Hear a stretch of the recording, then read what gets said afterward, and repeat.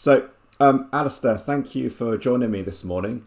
Thank And you for inviting me. it's a pleasure to have you on board and having you contribute your thought leadership in the agile space, and particularly with your fantastic background in finance. And I guess Kind of you to say. these, I guess this series of short videos is just exploring some of your thinking, Yeah, opportunities to explore some of my thinking around how agile has had success with digital absolutely. software, digital Yeah, products, and see how it can kind of yeah, benefit other parts of the organisation as well. So I wouldn't mind just kind of definitely. perhaps getting you to share a minute or two just on your background, on your agile Sure, background and your financial background. absolutely. So my back, I started off training as a chartered accountant with Pricewaterhouse back in the day before they were PricewaterhouseCoopers. So a very long time ago. And then when I qualified, I went into industry, worked in various finance teams, finance functions, big organizations, small organizations, and so forth. All the while, really interested in how to make things simpler and easier.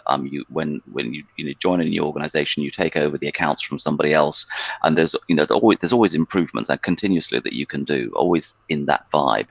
And then a few years ago, I found out that all of that I was doing and all of that thinking was actually, there was a term for it, and it was this thing called agile.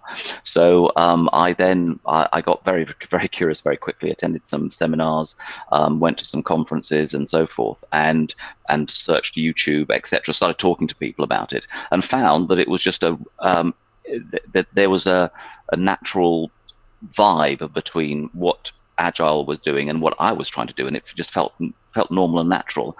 So I decided to qualify as a product owner, which is the main role that I've had in agile when working with teams, which I just absolutely love. And now I think we're at the point where 20 years after the Agile Manifesto, I think we're at the point now where everyone is talking about what else can agile do for an organization.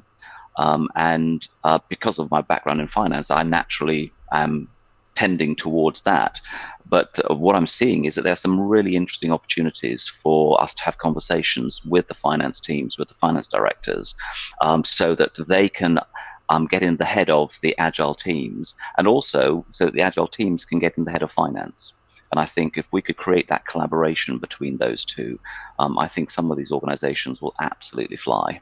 They'll do so well when we stop the conflict that it currently exists. I think between an agile way of doing something and a traditional way of doing something, they sort of keep bumping heads. And I think it'd be a few simple things we need to do just to unlock that. Does that make sense? It does make sense.